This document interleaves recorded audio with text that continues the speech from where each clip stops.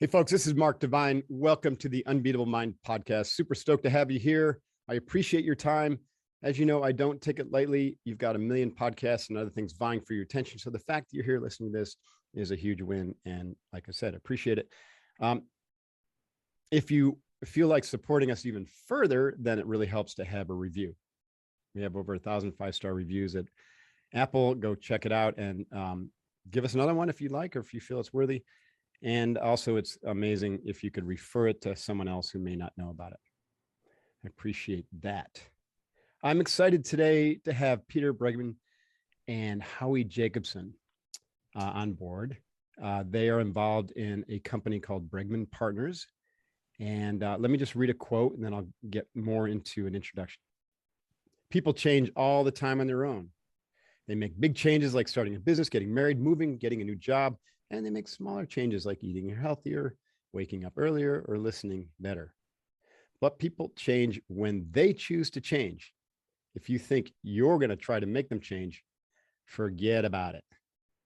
But they're going to tell us something different today, right, guys? That you can help someone change. Quick background. Peter, he's a coach, writer, teacher, speaker, yoga instructor, I just learned. So we got that to talk about. He also near and dear to my heart, he coaches skiing on the weekends. I'm a big skier. I love getting out there and zooming down those slopes. He's the author of 5 books, one of which I read a few years ago and loved, called 18 Minutes. And of course, his new book with Howie called You Can Change Other People. He's got an MBA from Columbia, BA from Princeton, lives in New York. And Howie, also a Ph.D. Did I mention that? Do you have a doctorate as well there? I don't. Okay. MBA. Yeah, I got my MBA from NYU. So we're kind of like competitors. Neighbors competitors. All right. Howard's director of coaching at Bregman Partners and the Healthy Minds Initiative. He's got his master's in public health and a Ph.D. in health studies from Temple. Got his BA also from Princeton.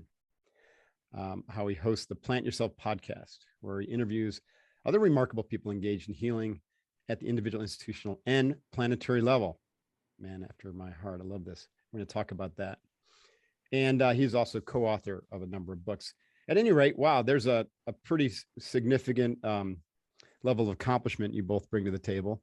And it's neat to see you collaborating on really important things, like how do you change? How do you create change in people? I mean, geez, that is tough. I mean, it's holy grail. If you figure that out, and we can help people on this podcast, help people that we need to lead and that we love to change, then what a great contribution.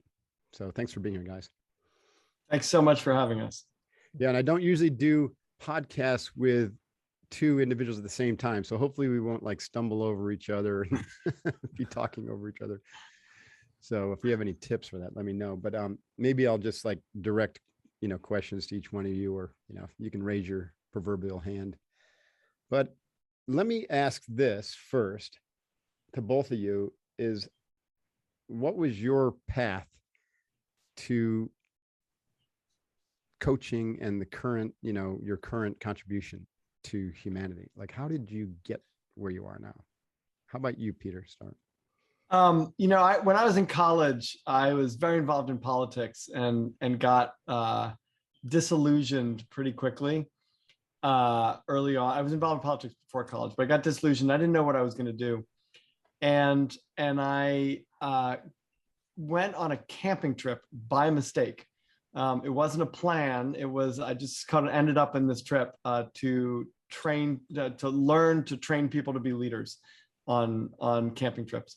And I didn't know what I was doing. It rained for 6 days. I was, in all cotton and sort of physically miserable, but emotionally, intellectually, spiritually, it was the best experience of my life. I mean, it was a turning point in my life. I just fell in love with the outdoors, fell in love with the other people who I was there. They helped me, we helped each other.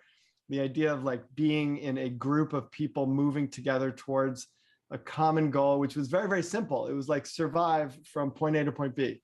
Right. And I just loved it. And it changed the trajectory of my life. And I started And then I became a leader for Knowles, National Outdoor Leadership School, and Outward Bound, and then started my own company. And from there, really working on leadership and coaching and helping individuals and teams and organizations to be successful. That's awesome. No, as you were saying that earlier, before you mentioned Knowles, I was thinking Knowles, you stumbled into a Knowles program. I just went to a Knowles Wilderness First Responder course out in Wyoming a few months ago. And what a tremendous organization, Outward Bound as well. For a brief moment, I taught outdoor leadership at USD, University of San Diego, as an adjunct. And I had a similar experience where the kids must have been thinking that I, as the teacher, was trying to kill them, because I took them on this mountain trip up this mountain, and it snowed, and we weren't ready for that because it's Southern California. And, one of my friends, and one person forgot to bring a tent, and so I had to give him my tent, and there I am in the morning sleeping outside, covered with a foot of snow with a blowhole so I could breathe. Oh my God. That's awesome. I didn't keep that job for very long because they complained a little bit, but I was good at it. Anyways, that's great. How about you, Howie? So I was a teacher, and I got really good at imparting information. And then I went back to school to get a doctorate in health studies, and I had to do a dissertation, and I wanted to teach kids in middle school how to deal with stress. And so, what we knew back in the 90s, breathing and affirmations and various things. And I found that the stuff worked great. But when I went back to the school to do the evaluations on how it worked, nobody was doing it anymore. Like, if I wasn't there pushing it, everything else got in the way. So I was involved in these really powerful change modalities for individuals. And at the institutional level, where I tried to get it sort of ensconced and maintained, it would just fall apart. And at that point, I just, sort of finished with that work, and I met Peter, and he explained what coaching was. And I said, oh my gosh, this is the methodology. I've never heard of this, but I can see exactly all the things I did wrong, all the ways in which I pushed a ball up the hill only to have it roll back down. And so I want to learn this. So I've been learning from Peter ever since, 22 years now. Amazing. Well, this is probably a good jumping off point to get into some, kind of discussions about things that are important to our listeners. What is coaching from your perspective? Like, how do you guys view coaching? What is it as a modality, and breaking it down into its simplest form?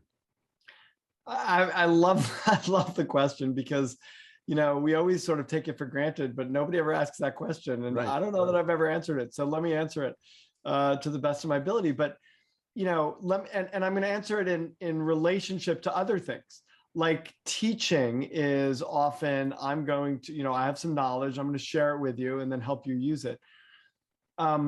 Coaching is, I still have some knowledge, but the emphasis isn't on me sharing that knowledge. The emphasis is on me being your ally and helping you achieve the things that you want to achieve.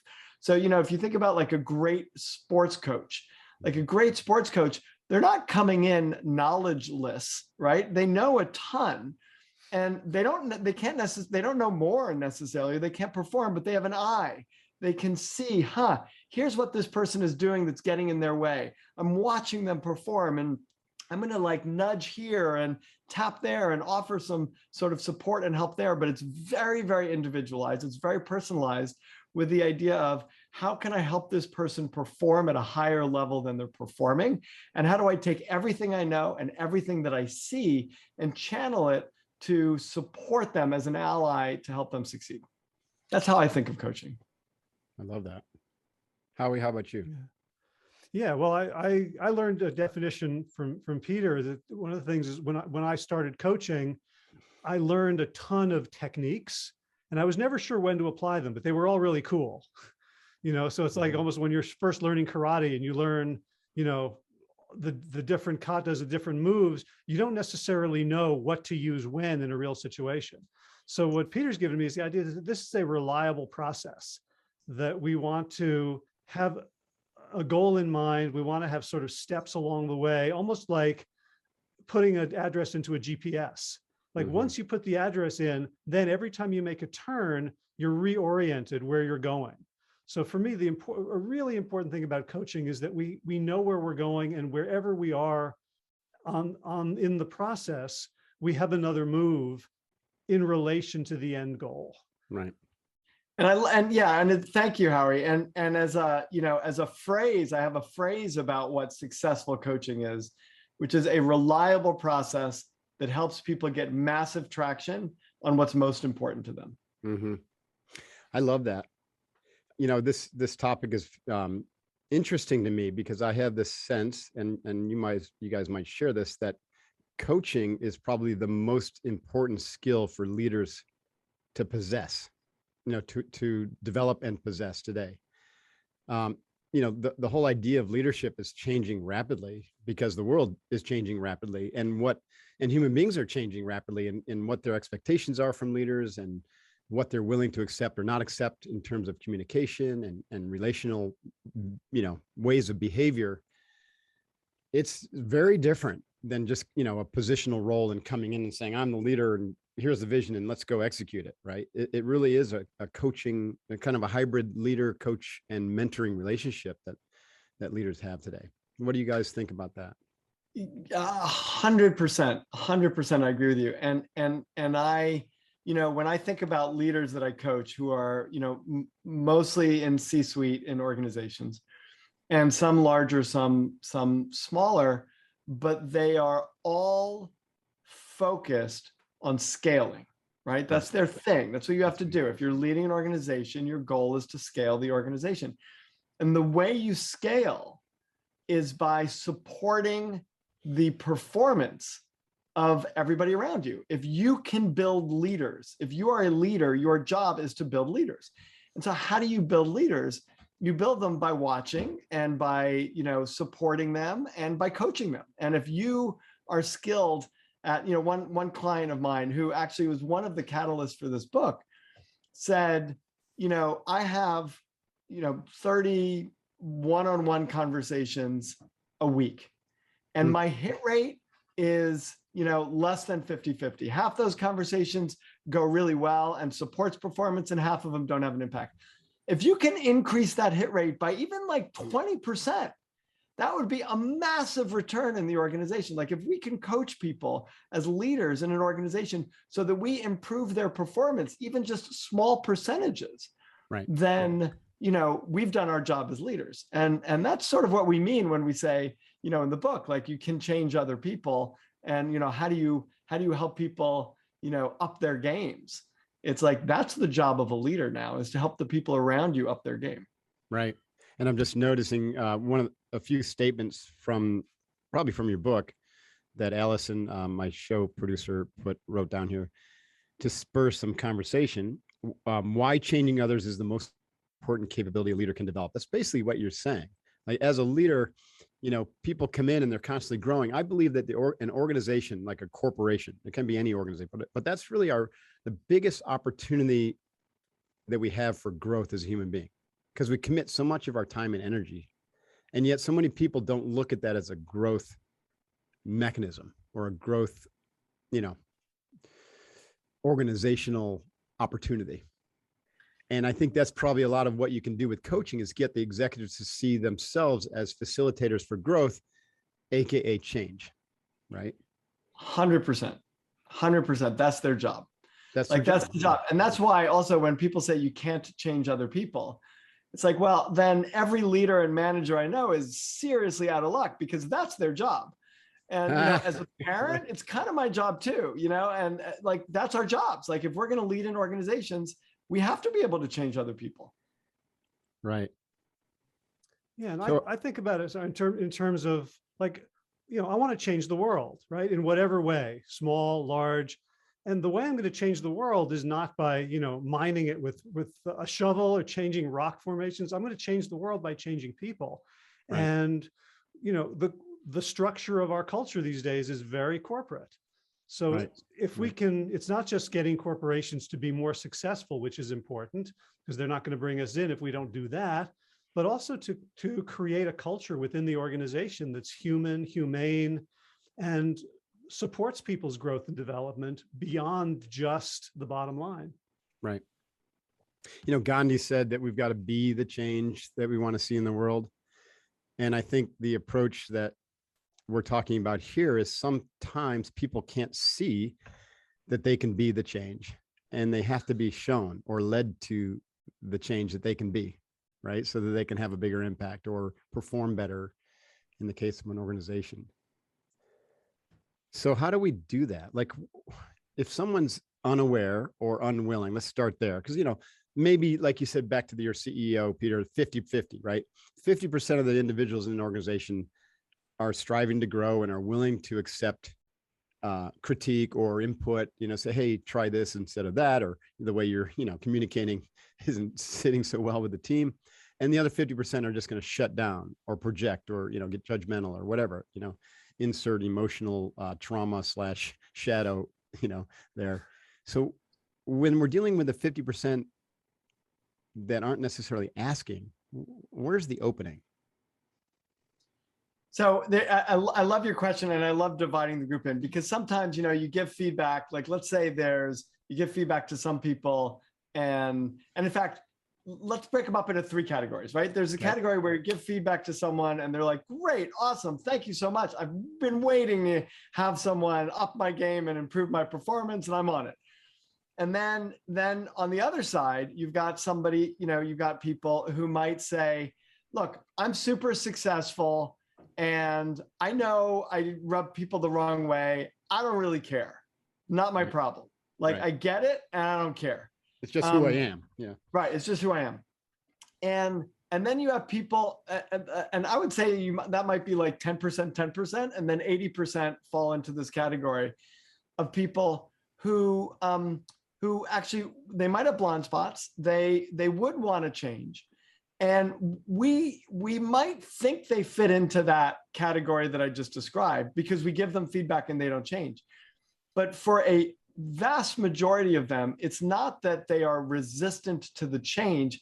It's that they really don't know what to do. I'll give you an example. I coached someone actually for a demo that we're offering on the website. Like Howie and I are coaching some people and putting on the website for people to download so they can see us use the process.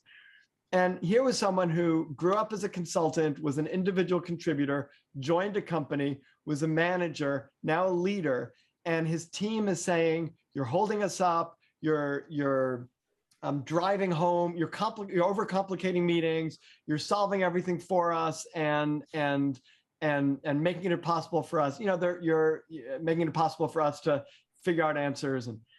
And he came to me and he goes, "I've gotten this feedback, and I don't know what to do. Like, I've tried." You know, I would sort of say, "What have you tried?" I've tried this, I've tried that. So that's a category of someone who's like, and a lot of people are like that. They are willing to recognize their need to change. They want to do it. And yet they don't know how. They've tried certain things, it's not having an impact. And they need a process. This is where, you know, coaching comes in, or anybody can do it. It doesn't have to be a coach, as long as you have the process, right? That basically goes, okay, hold on. So here's what I'm seeing. I'm seeing, like, I look at your history and I'm seeing, you know how to be an individual contributor. You don't necessarily know how to be a team leader. So that requires showing up in a different way. So what's your outcome, by the way? Is your outcome not to be in their way? Because the easiest, if you don't want to be in someone's way, then just don't go to their meetings. But I don't think that's the outcome you want, right? The outcome you want is actually to support them in being an effective team, right? So I'll sort of paint out the picture of this process as we're talking, which is the first step is to be their ally, right? The first step is to say, you know, mostly when we try to change people, we criticize them. You got to get out of the way of your team. You're constantly in the way. You're constantly solving problems. You're a problem, right? That kind of criticism, or let me tell you how to fix this, actually makes it harder for people. That creates resistance to change. People don't resist change. They resist being changed. I'm happy to change, but you try to change me, Mark, forget it. I'm going to fight, right? But so the first step is to be their ally, right? And to really be in the work with them. And then the second is to identify what's the outcome you want. And the outcome isn't just to get rid of your problem. The outcome is, I actually want to be an incredible team leader. I want to support the team in their process. Mhm. And so then the third step is, then where's the opportunity? And these same meetings that he's getting himself in trouble with, that he might have even pulled himself out of, those same meetings are an amazing opportunity to say, how do I show up differently? How do I ask questions? How do I accept what I consider to be a suboptimum solution that they're going to work 10 times harder to make happen because they came up with it themselves, than if I gave them the answer and they're like, whatever, if it doesn't work, it's his fault. Like, how do I change that? How do I change that dynamic? And that's, kind of identifying those opportunities. And then the last step is creating a plan, a very specific plan for, what am I going to do differently in that meeting tomorrow when I show up? Right. That's fascinating. I want to talk more about each of those steps from your book in a bit, but I'll direct this one to Howie. I get that we can be coached upon, and we can learn tools as a leader to help our teams, lead them to change. But my experience is it's often the leader's own biases or shadow or ignorance of how they show up for the team that is one of the biggest issues. And so where does this fit into your process in terms of helping a leader really begin to appreciate their own behavioral patterns and subconscious, conditioning and biases? Do you use like 360 evals and personality profiles, or, how do you get to the soft underbelly of helping the leader understand themselves before they, start implementing tools that may not land very well if their shadows dragged along with them? Part of the process itself, especially the first step, really calls for a kind of introspection. So before I go and have a conversation with you, Mark, I'm probably annoyed at you in some way if I'm going to have the conversation at all. So I have to check in, like, what's the cause of my annoyance? Where is it living in my body? And what's my positive intent, both for myself and for you? So it's a very introspective process in and of itself. So do you offer, can I ask, do you offer certain personal practices, such as mindfulness or breath control, to the leaders to help them do that introspection and not be reactionary? Yeah, we're both, meditators. We're both practitioners of body work, yoga, martial arts, and it definitely, it lives in the body. So we have a process where people, before they even approach someone else, do a check-in with my, let me get grounded in my body. It doesn't, so it's sometimes it can be, hard or presumptuous to like prescribe 30 minutes of meditation or yoga to a leader. And in the moment, it's not practical, right? If I have to have a conversation off the cuff, I can't suddenly, sit in Zazen. Right? So what I can do, and hopefully people will recognize that those deeper practices can support them in the moment. But I can stop, notice my breathing, notice where the anxiety or the upset or the frustration lives in my body, and have a little conversation with it and transmute it a little bit into, so here's, as Stephen Hayes of ACT says, we hurt where we care and we care where we hurt. So if I'm bothered by this, that means there's some positive care that I have for you, for the team, for the company, for myself, for the world. And once I'm in touch with that, then I can begin to approach you as an ally and to start to model it. Because, Gandhi said, like, be the change you want to see in the world. So our title is almost, like that idea, you can't change other people. The other half of that phrase is you can only change yourself. And the only part of that we disagree with is the only, right? But absolutely, if you want to change other people, you have to approach them differently. And you'll get immediate feedback, right? If you're leaking disrespect, disregard, lack of care, rampant egoism, if you're leaking that, it will fail. Yeah. So we're always asking for the people we're working with to be introspective enough and to be humble enough to notice the effect they're having in the world. Right. Yeah, I love that. And one of the things that we really try to bring home in our coach program is that the coach-coachee relationship, or the leader-coach relationship, in this case, if the leader is the coach, is a omnidirectional relationship. It's co-creation. right? And so the leaders involved in, like you said, Howie, making sure that their bias and their shadow isn't what's being projected onto the client, or they're not getting some transference, from the client. So there's that aspect of constant kind of monitoring during a coaching session or over a long period of relationship. But then when they're engaged in the actual act of coaching, it's not one direction where I'm asking you to do these things or to try these skills. It's a co-creation of a new perspective for how to move forward, right? And the way you show up as a coach is incredibly important in that regard. And to not, to not look at it as a hierarchical relationship, to not look at it as I'm the teacher and you're the student. And I think you've touched on some of that too, Peter, but it's worth really kind of drilling into this for people who are leaders who now know they need to also be coaches. It's a two-way street, and both individuals grow from a good coaching relationship. I love that. I love that, Mark. And I think it's so true. And it's why the first step is to really be their ally. Right. And the parts of that step are both to prepare yourself the way Howie just described, right? Which is getting clear in your intent, etc. And then getting permission.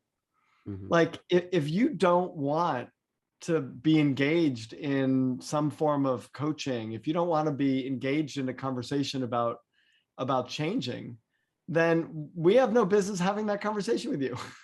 Like we're not advocating, we're going to change you in a manipulative way because we're going to use just the right words whispered in your ear so you change without even knowing that we've done it. Like that is not what we're doing. In fact, in the book, we sort of advocate, let people know, hey, I'm learning this process. Like I just read about this process, would love to use it with you, if it would be helpful to you in making the change that you're wanting to make.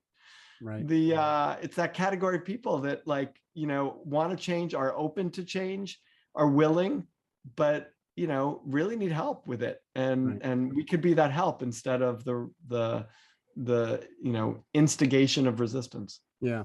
I'd like to bring Brene Brown's work into this for a moment, because, you mentioned that there are those who want to change, but don't know how, but there's also those who want to change, but they're terrified of it, or they have a sense of shame around being exposed. And, of course, Ms. Brown's work has been groundbreaking in the sense of bringing that word into the leadership vernacular, shame. Right. And then, of course, that leads to acknowledging shame, leads to the need to be vulnerable. And of course, I will say that as a Navy SEAL, I don't use the word vulnerability. I use the word authenticity, because SEALs don't like to be vulnerable either. We don't like to surrender either, right? So we'll have to come up with some new lexicon here. But anyways, what saith you on this topic? Either one of you. Peter, go ahead.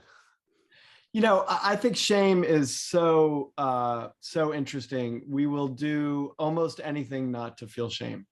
Yeah. And so the easiest way to not feel shame is to deny the existence of the thing that would lead us to feel shame, which makes blind spots very tempting, right? Like, yeah, they're your friend.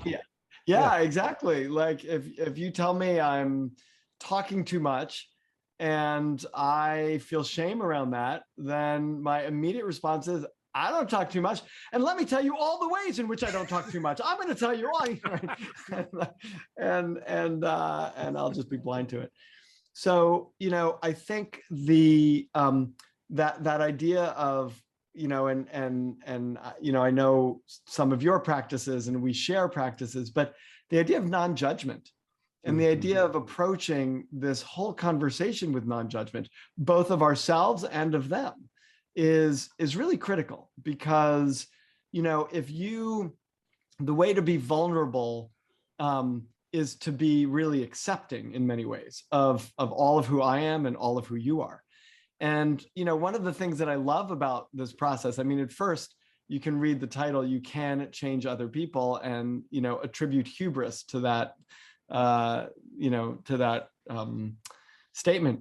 But in reality, there's incredible humility to it, which is, first of all, we're not saying you're going to change every single person you want to change, but you can, absolutely. If you approach it in a certain way without, with an acceptance of other people and who they are. Like this asking permission thing is huge, right? Because I have to be okay with you saying no. Like, no, I'm not. I don't want to engage in this conversation with you. And when I say okay to that, when I say okay, we don't have to have this conversation. I want to be helpful, but I don't have to have this conversation. A nice hefty portion of your shame immediately evaporates. And it's because I'm not going to force, like, you are in control here. You have power. You want to go there with me, you can go there. You don't want to go there with me, you don't have to go there with me. I'm not going to force you to go there. It's cool to me how this conversation, really dovetails with a lot of what I've experienced and learned through the yoga practice, as a 20-year practitioner, and also for me as a 30-year practitioner of the martial arts, and now how you do martial arts, Sistema, and Peter, you're a yoga teacher. But like this, some of the key principles of non-attachment, right? So let's not be so attached to having to change this other person, right? But, we'll share and co-create, and it'll happen on its own accord. So non-attachment is powerful. This idea of acceptance and forgiveness, right? To, just to allow imperfection, I think has also been a real profound insight for me, and leads to what you call humility, right? And so I think those practices are essentially, it's like polishing the sword. And what's the sword? It's the sword of humility. And for leaders to show up without that rigid, rusty steel of perfectionism and righteousness, but the nice, smooth, polished sword of humility and acceptance, that we're all on this path, and we all have our shit, and we all have our genius, brilliance. And so let's find the common ground and find a way to work together, and I think that's really why I think a lot of the principles from the traditions, such as martial arts and yoga, are really useful for a coach, whether you're a practitioner or you just want to find those principles on your own, or kind of like hone them, sharpen your own sword in a different way. It doesn't have to be like putting on a keto gi or a yoga, Lululemon outfit. You can find it in other ways. I'm delighted with this conversation, Mark, and it's, you're a kindred spirit, and I'll say that, like, you talked about 18 minutes, which was one of my previous books, and that's about, thank you, that's about time management, and it's very concrete, and it's about productivity. And I would often teach workshops of it at Kripalu, which was a yoga ashram, been or there, Esalen, or and it's like, and you're talking to warriors, Mark, like that's like your. And so it's like, I feel like all of the work that Howie and I do is like, really, we just kind of want to be spirit. I mean, I don't know. I won't talk for you, Howie. You can talk for yourself. I really just kind of want to be a spiritual teacher. But but it's, it's hard to earn money. It's hard. Yeah.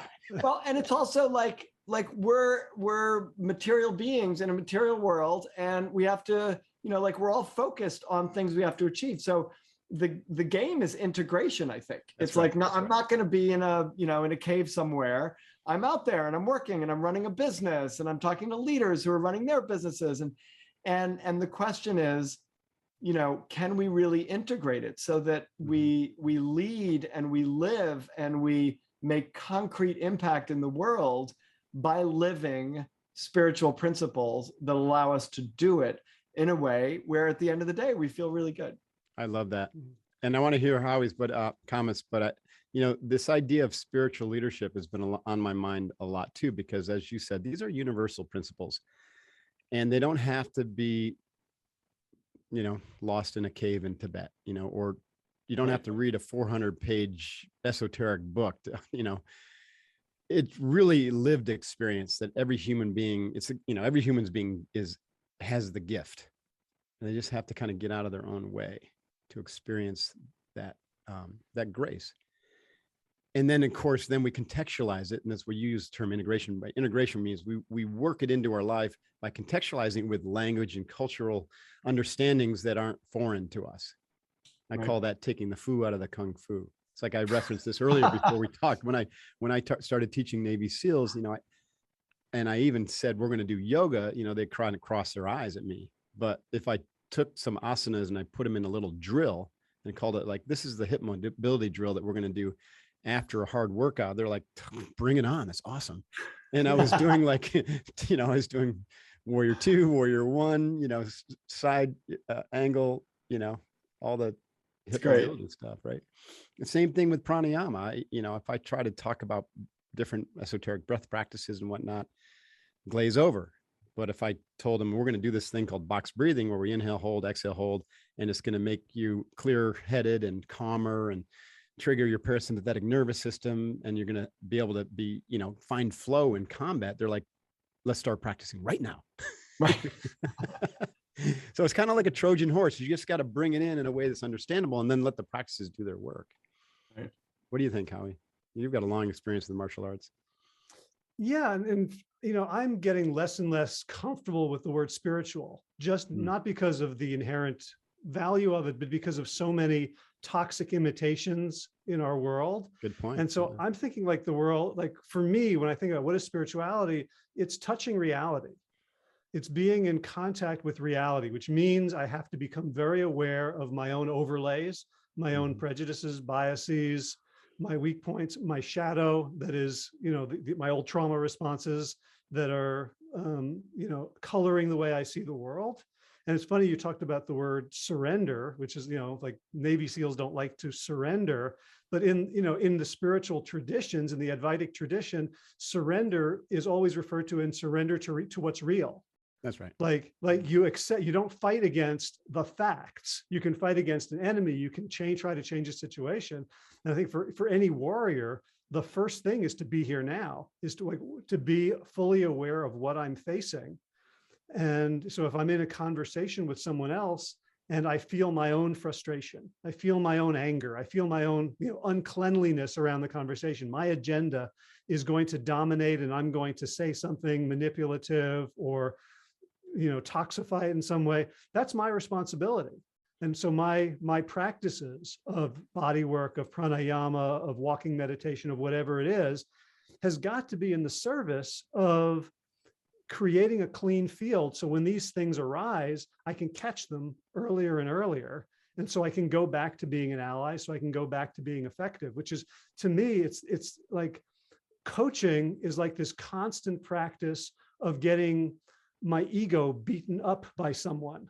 Like I'm constantly, totally. I did that. And so like one of the key elements that we try to support in the people we're helping is emotional courage. And it's got to start with us. We can't demand that of someone else if we're not willing to lead. I love it. Yeah. To keep that metaphor alive, each coaching session is like getting out on the mat or getting out on the training floor, and facing an opponent. And the opponent is yourself, right? The coach is just the guide to make sure you're sticking the boundaries and you're not going to run off the reservation, so to speak. And I appreciate what you're saying about the term spirituality. Like I had a teacher tell me, that there's certain words, and this is a Tibetan teacher, that in the West have been really corrupted. And so that it's almost like it's not useful to use them anymore. Meditation was one of them. Been corrupted. It just been really dumbed down. It meant something really specific. And there were, it's the specific practice of meditation, or the practice was tailored to an individual. And now it's like headspace for everybody. It's meditation. And so that was a corrupt, and the term spirituality was another one, because everyone brings a different understanding to it. So I agree with that 100%. The principles are what's important. And I want to bring one other principle into it. And I think it really kind of puts a seal onto what we're talking about. And then we probably should wrap up. But this comes really both from, also from I should say, my yoga tradition, in understanding that our experience of life, including how we interact or are received by other individuals, really all starts in our mind.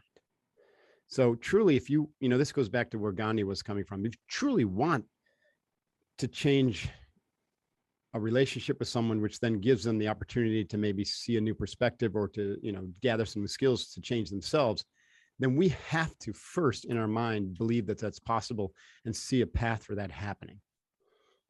Right. And so we can create the conditions. Let me give you back up and give an example. I wrote this in my book, The Way of the Seal. When I was meditating in New York when I was in my early 20s, I was a CPA and I had no interest. I had no thought about going to the military. But by sitting on that meditation bench, my mind started to change and I started to, have understandings and insights.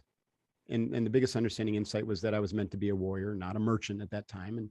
And once I understood I was meant to be a warrior, that's when I learned about the Navy SEALs and the spark was lit. And then there was this relentless urge or drive pushing me toward that, like a soul's yearning, you could say, almost. Again, not to get too spiritually woo-foo about it. But when I changed my mind and I decided that I was not meant to be a CPA, but I was meant to be a Navy SEAL and a warrior, then all the energy, all my mental energy went toward that. My imagery went toward that. My how I arranged my life, how I arranged my training, my thinking, my beliefs, my journaling, my conversations all went toward this idea or this belief that I was going to be a Navy SEAL. And after about a year of this kind of shift in my mental patterns, I had this like overwhelming sense of certainty wash over me one week that I call, it really was going from wanting and desiring to absolute certainty that I would be a Navy SEAL. And that's when the recruiter called me and said, "Congratulations, Mark, you got one of 2 slots this year to go from the civilian world into the Navy SEAL program." Statistically, it's like becoming an astronaut or harder. And then when I went to SEAL training, I felt like, wow, I'm home. This is where I belong because I've already won it in my mind. And I was #1 graduate of my class. And so I think that, and that was before I started practicing yoga. And I understood that everything in our world starts with our mind. And then we get to go out and mash it up with other human beings where everything starts in their mind. And then we get to co-create either a mess or something beautiful. That's like leadership. When you can get to that level of being able to co-create beauty instead of a mess and do that at scale. It's great. Absolutely great. I don't know if there's a question in there. If that was just one of Mark DeMine's ramblings. Well, no, I love it. And I just want to maybe riff off of the word co-create, right? Yeah. Because that's, like the process of helping someone change is a process of co-creation. When we say like you can change other people, right? It's like you can co-create with them. And you can, and I agree with you. Like it absolutely starts in your mind and their mind collectively.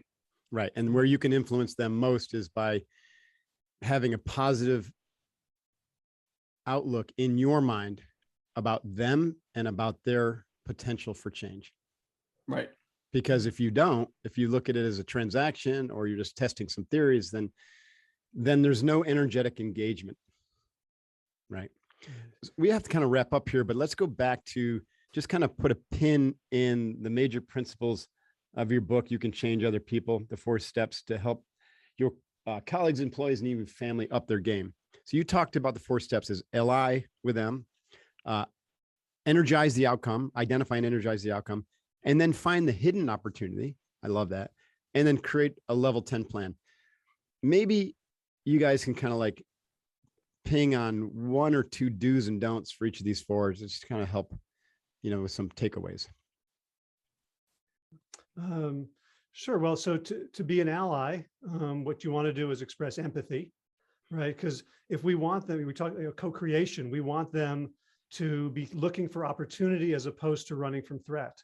Mm-hmm. So, in terms of like mammalian co-regulation, we want them to feel safe enough with us to drop the fight or flight response and to look for stay and play, right? We want to express confidence, which, it's not a lie. Like if you're having the conversation with someone, that it already means you have confidence that something good could come out of it.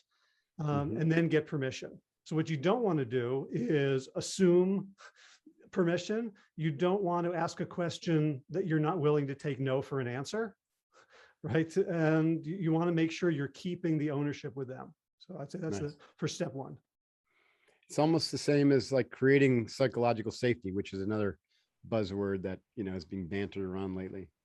So, learn how to and develop the conditions for that psychological safety. That's allying. That's great. All right. How about step two, identifying and energizing outcomes, Peter? So, they're usually the reason you're wanting to help them change is because there's a problem. There's some kind of a problem. And so the tendency is to solve for that problem. So in the example I gave earlier, with the individual who was an individual contributor and wasn't supporting his team, the way you solve that problem is by taking him out of the meeting. That solves the problem of him taking over the meeting. But it's that's suboptimal, right? Because that's not what he actually wants. So, and we talk in the book about these examples. Like, I don't know if you remember or know the kids' book, Amelia Bedelia, but she had spots on her dress and she had to get the spots out of her dress. Right. So she just cut them out of her dress. She just cut her dress out and she solved that problem, problem solved. And Silicon Valley, I don't know if you know the TV show Silicon Valley. I loved it. It's a great show. But there was a scenario where they were running out of time. They had their code that was energizing the entire kind of village that was built in the desert. And there were bugs, and the head guy was tasked with, very, very quickly getting rid of the bugs. So he gave that task to the AI and said, basically, as efficiently as possible, get rid of all the bugs. And so the AI deleted 100% of the code, right? Which, because that's the most efficient way. That's the most efficient way. Yeah. Right? You want to get rid of the bugs, get rid of the code, and then you have no more bugs. And, we sort of get stuck in problems that way. So the outcome is in saying, I know what you don't want. You don't want to get in the way of the team. What do you want? If you to really set your sights at something that would excite you, what is the outcome you want? You get there as simply as asking the question, I get the problem, but what's the outcome? Like, what's ideally the outcome you want? And you explore that. And that gets them in a very, very different kind of mindset than I'm fixing some deficiency in my being, which, by the way, is shame. Like, shame is deficiency. I was just thinking that. So we're going to move away from that into what's exciting of something I want to achieve. That's outcome. Yeah, shifting it from the negative to the positive is a simple way to say that. Yeah, I love that. Yep. Which has got a higher vibrational kind of quality and more, more openness to receive. I love that. All right. So then we move to finding the hidden opportunity. Yeah, it's another version of moving from negative to positive. So now once we have the outcome, we can look at the problem in a new way. The goal is for the person to be able to look back at the problem later and say, thank goodness I had this problem, because if it hadn't been for the problem, I wouldn't have noticed or been able to achieve or discovered a path towards this much greater outcome. So if you think about it, like, you're going to the gym to lift weights. The weights are the problem. The weights are the opportunity, right? The difficult situations you put yourself in martial arts, the difficult asanas you try to hang out in yoga, they're all problems. And they're also opportunities. So we have a whole series of questions that people can ask themselves and we can ask with them around what is good about this situation? Now, if you just kind of come in and tell someone that, it can be very disrespectful. Like if you're moaning about your problem and I say something like, hey, what's good about this situation, Mark? You're going to, tell me to F off. But when we kind of do it together and we sort of explore, hey, is there anything positive? Is there anything we can learn from this? Is this a symptom of a larger system that we can fix? Then all of a sudden it becomes sort of like, Kaizen, like when on the assembly line, when there's a bug, somebody pulls the kill switch for the factory and everybody celebrates the person who did it, because now it means they get to fix the whole system. So that's really and it's an act of faith that there's always an opportunity, and we almost never know what it is. So in terms of co-creation, it's a very humbling pursuit, because we know there's a mountaintop somewhere. We don't know in what direction, we don't know what it looks like. And we have to be willing to not know with our conversation partners. I love that. That is such an important principle. In the SEALs, we said failure is not an option. And it wasn't because we weren't failing. We were failing all the time, but we didn't look at it as failure, so it's one of those kind of tricky sayings, like a Cohen, so we say there's winning and there's learning. Yeah, it's great. I love that. Yeah, boy, would that be a great conversation to have at a cultural level, right? Oh yeah. I've been talking about this with my team and my family. It's like, wow, let's look at the positives that came out of COVID. And most people are like, what? I'm like, no, but there are some really, really interesting positives that, that came out of COVID. And we could have that conversation about everything, as you know, because basically what you just said, everything has equal part positive and negative baked into it. You just have to search a little harder for the positive, because we're not really trained that way. So what's a level 10 plan? Step 4, create a level 10 plan. So a level 10 plan is the boots on the ground, right? It's like, okay, so we figured out the opportunity, you're pursuing this outcome, we're in this together. What are you going to do? By when? How? What are the risks? And then the level 10 thing is, what is your confidence level? How confident are you on a scale of 1 to 10? 1 being not confident at all, 10 being 100% confident that you're going to follow through on the plan that you've just created. And, people will come up with a 7 or 8 or maybe 10 or maybe 11. They're super excited. I'm there, I'm in it, or 7. And then the next question is, well, where's the gap? What would make the 7 a 10? Like, what's missing? And you solve for not perfection. You solve for traction, right? You're solving for, how do I increase the likelihood that I'm going to follow through on the next step, which, to your point about learning, right? About winning or learning, is it's an experiment. You're going to experiment with trying something differently. You're going to create a disruption of the past to create a new future. It's an experiment. You're going to try something. What are you going to try? How are you going to try it? And then when are we going to come back together, if we want to assess how it worked and what we want to do, continuing going forward. Yeah, I love that. I bet you most of your clients want to jump right to the plan, and you have to say, whoa. Not only most of our clients, but unfortunately most coaches. So a lot of what you see is where coaching is ineffective is you go, okay, you got a problem. Great. What are you going to do by when? Right. And you miss that middle couple of steps that are actually the movement, the change part. Right. Yeah. Great conversation, guys. So the book is out, I imagine, this new one? It comes out September 22nd.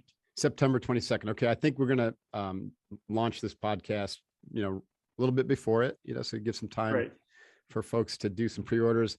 Where can everyone find out about the rest of your work besides going and buying this book or supporting you with the book?